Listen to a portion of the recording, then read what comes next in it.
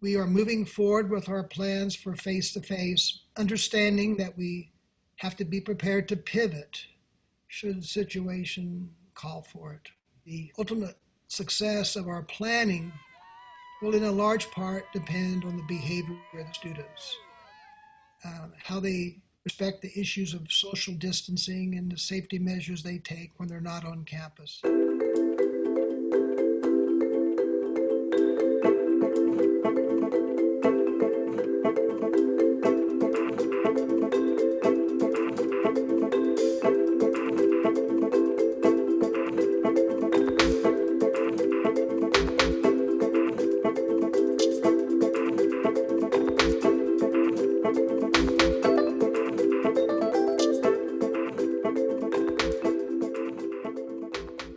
We have about 350 students taking face-to-face courses in roughly 30 different sections.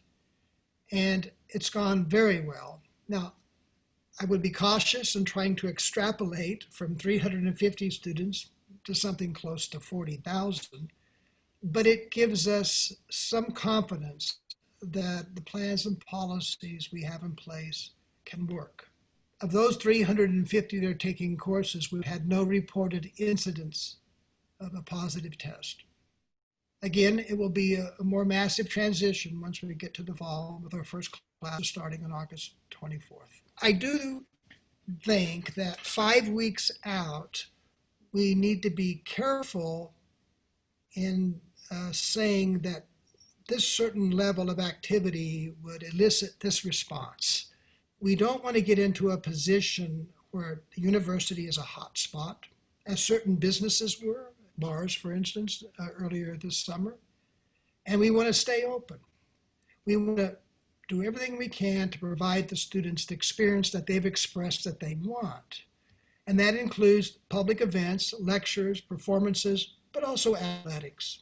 The last executive order from Governor Abbott was 50% capacity for our football games this fall. And that's still in place. So we're doing modeling around that 50% capacity.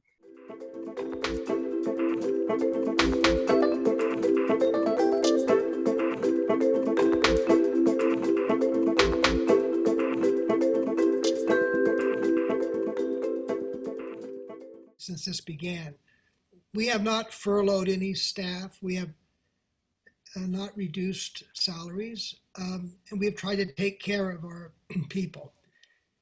And we've done that. Our cost thus far, in terms of lost revenue and additional expenses, about $45 million. That does not include roughly the $20 million we had to return to the state as part of budget reductions. So since March, this has cost us around $65 million. That does not include the impact it's had on the athletic department.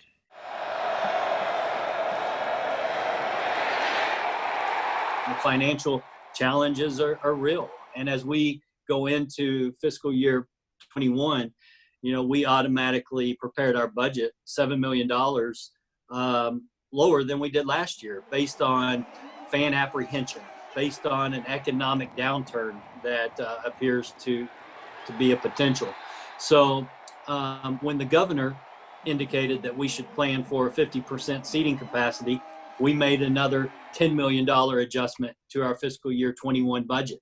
So that has been extremely difficult.